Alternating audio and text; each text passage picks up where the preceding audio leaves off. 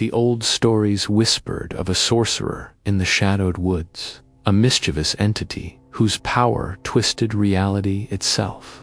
He wasn't malicious in the way a demon was, but rather, like a cat toying with a mouse, he found perverse joy in disruption. The villagers knew his handiwork well, fields of salt-crusted earth where fertile soil should have been, turning their crops to dust. People, mid-stride, would find themselves transformed into squawking chickens or lumbering pigs, their human minds trapped in useless forms, while their daily chores went undone. Sometimes, a guttural roar would split the night, and a grotesque, obnoxious demon would materialize, its wails echoing through the valley, shattering what little peace they had.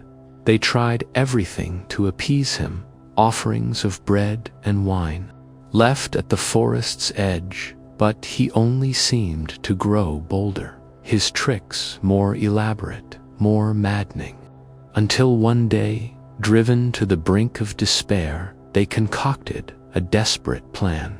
It involved ancient rituals, whispered spells, learned from forgotten texts, and a collective act of courage. It worked.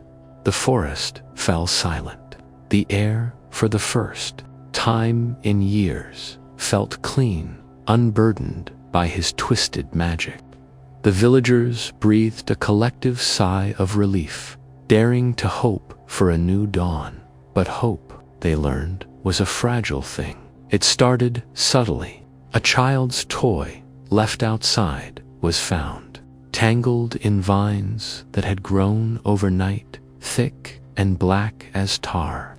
Then, the well water began to taste faintly of iron and decay, even though the well itself appeared untouched. A low, humming sound began to permeate the air at night, too soft to identify, but too persistent to ignore. It was a vibration, deep in their bones, that spoke of an unnatural presence. One morning, the village elder, a woman whose wisdom had guided them through countless hardships, woke to find her reflection in the mirror was not her own. Instead, a gaunt, skeletal face stared back, its eyes hollow, its lips stitched shut with what looked like coarse twine.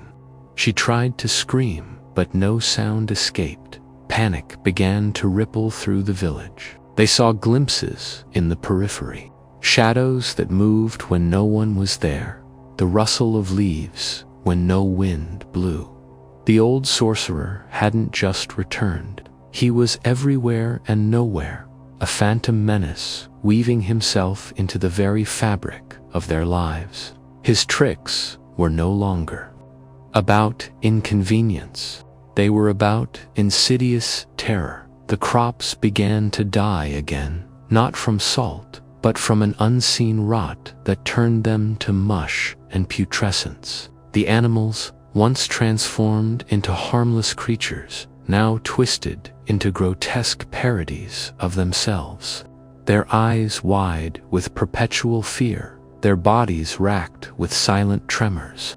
And the demons, when they appeared now, didn't just roar. They whispered names, the names of the villagers, telling them of their darkest fears, their deepest regrets, until some, driven mad, fled into the cursed woods, never to be seen again.